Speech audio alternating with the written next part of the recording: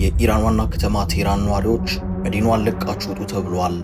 Iranian media is reporting several explosions and heavy air defense fire in the capital Tehran, with the US President Donald Trump warning people to evacuate the city.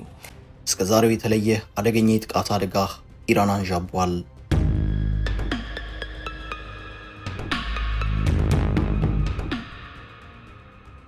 የቦምቦች ሁሉ እናት የተባለው አስፈሪው ቦምብ ከአሜሪካ ለእስራኤል ተላልፎ ሊሰጥ ይችላል የሚል ጭምጭምታ እየተሰማ ነው።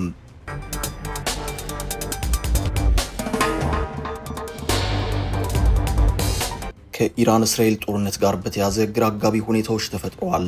በኢራን ዋና ከተማ ቴህራን የሚገኙ ነዋሪዎች በአፋጣኝ ከተማችሁን ለቃችሁ ውጡ የሚል መልእክታዊ ትዕዛዝ ተሰጥቷቸዋል። ትዕዛዙ ከእስራኤልና አሜሪካ የወረደ ነው።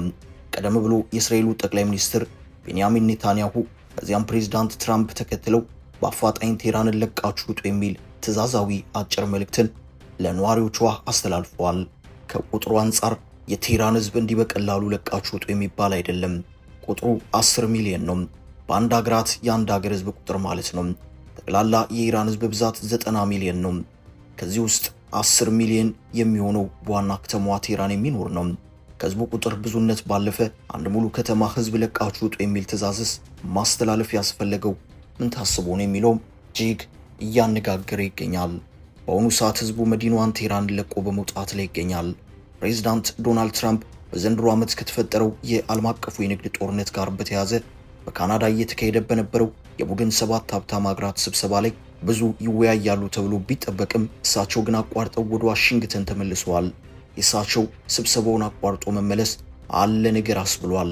የትራምፕ በአፋጣኝ ወደ ዋሽንግተን የመመለስ ጉዳይ ጨራሽ ነው የሚባለውንና የቦምቦች ሁሉ እናት ወይንም ማዘር ኦፍ ኦል ቦምብስ ነው የተባለለትን መሳሪያ ለእስራኤል ሊያስረክቡ ይሆናል የሚል ከፍ ያለ ጥርጣሬን አሳድሯል። The world's largest non-nuclear weapon, Moab is over 30 feet long and weighs more than 21,000 pounds.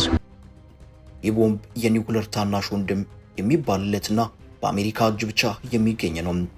የእስራኤል አየር ኃይል የኢራንን ከምድር በታች ያሉትን የኒውክሌር ማዕከላት ለማውደም ቢረባረብም ሊያገኘው ግን አልተቻሉም። ያሉት የአለትና ተራራ መናጃ ቦምቦች ከአየር ቢወረወሩም ውጤት ያመጡ ሆነው አልታዩም። እናም እስራኤል ጭራሹና የቦምቦች ሁሉ እናት የሚባለው የኒውክሌር ታናሽ ወንድሙ ቦምብ ሳያስፈልጋት አልቀረም። But it's also known as the mother of all bombs, and it has never been used in combat before. የኢራን የኒውክሌር ማዕከላት የተገነቡት ከምድር በታች መሆናቸውና በ6 እና 7 ሜትር ውፍረት ኮንክሪት መገንባታቸው እስራኤል አየር ኃይል የሰሞኑ ርብርብ ጉዳት እንዳይደርስባቸው ያደረገ መሆኑን ዘገባዎች ያመለክታሉ። ኢራን ቀድሞውኑ አንድ ቀን እነዚሁ የኒውክሌር ማዕከላቶች የጥቃት ኢላማ ይሆናሉ ብላ በማሰብ በተለይ ደግሞ የኒውክሌር ማብለያዋ ነው የሚባለውን ዋነኛውን የኒውክሌር ማዕከል ከምድር በታች በጥልቀት በመቆፈር የተፈጥሮ ተራራዎችን ተገን በማድረግና ለጥቃትም አስፈላጊ በሆነ መልኩ እንዲገነባ አድርጋለችም።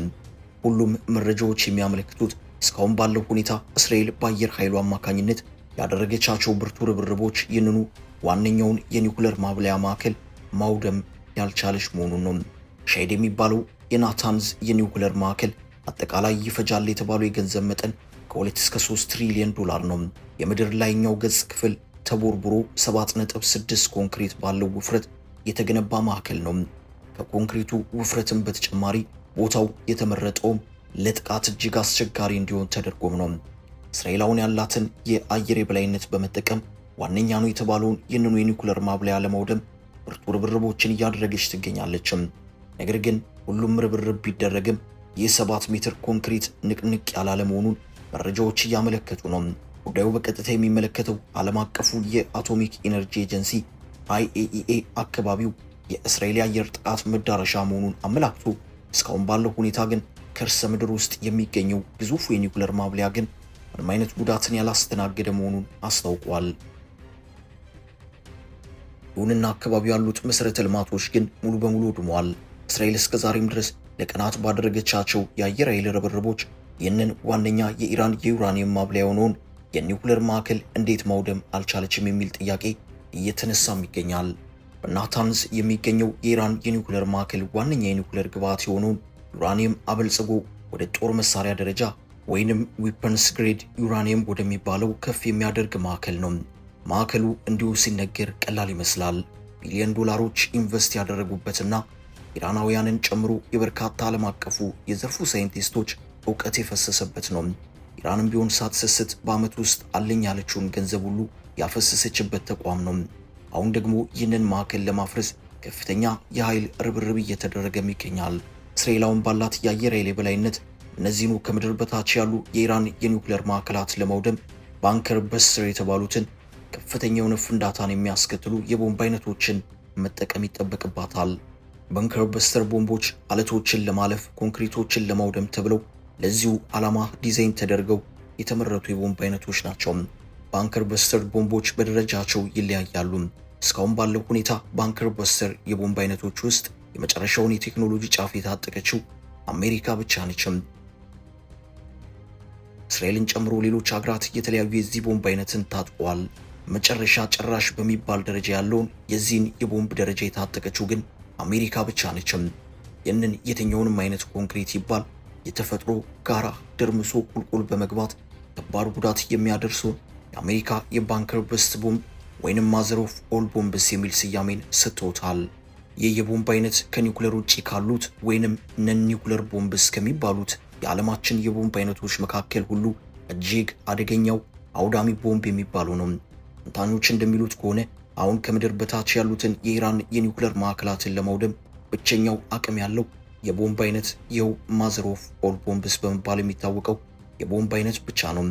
ከዚህ ውጪ የሚደረጉት ርብርቦች ግን የኒውክሌር ጣቢያዎቹን አካባቢዎች ከማውደም ውጪ ዋናውን የኒውክሌር ማዕከል ወይንም ማዕከላት ማውደም የሚችሉበት ሁኔታ የለም በማለት አስተያየቶቻቸውን እየሰጡ ያሉት ተንታኞች በርካቶች ናቸው።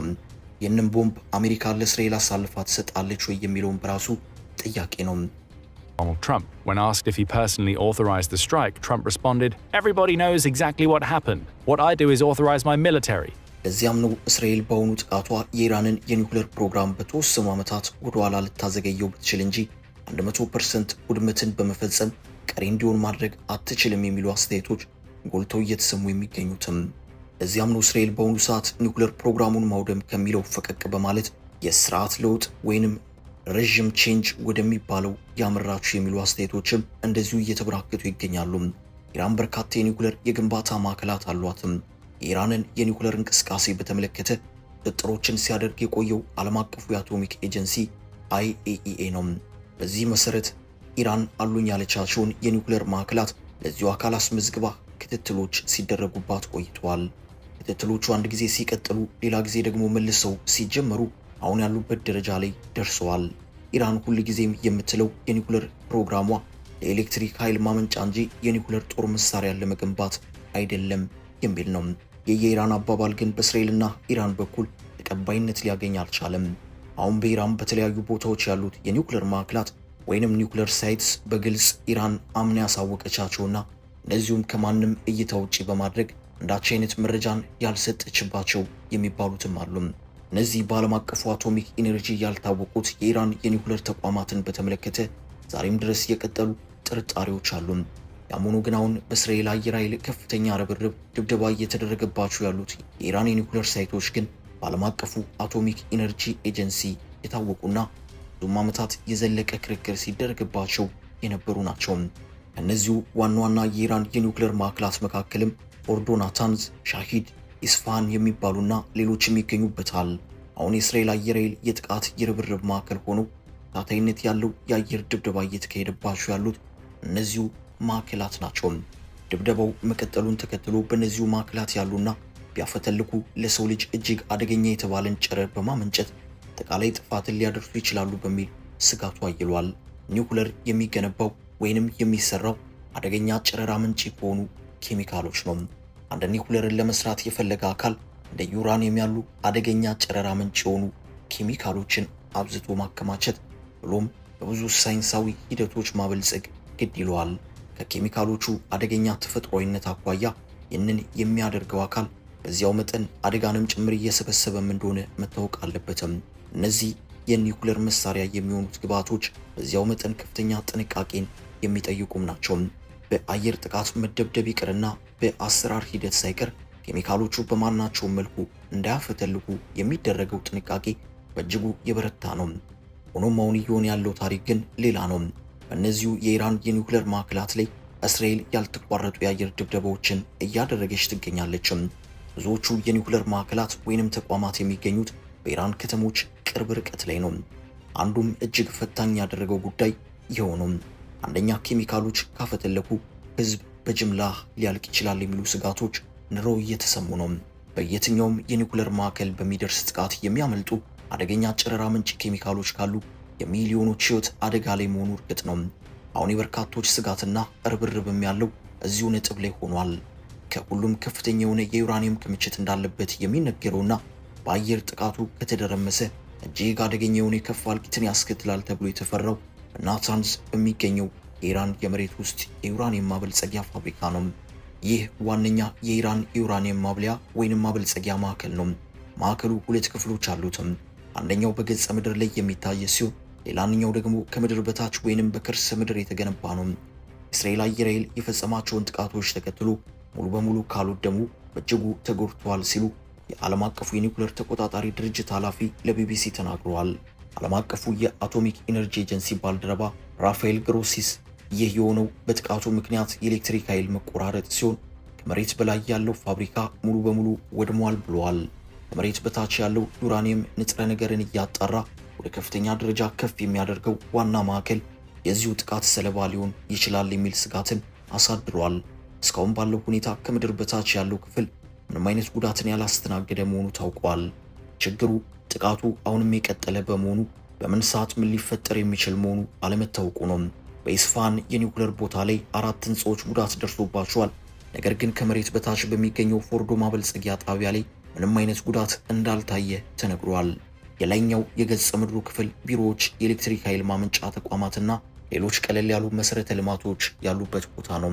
የከርሰ ምድሩ ክፍል ደግሞ ከመሬት በጥልቀት ተቆፍሮ የተፈጥሮ አለትን ጭምር በመንተራስ በጥብቅ የአርማታ ኮንክሪት የተገነባ ነው።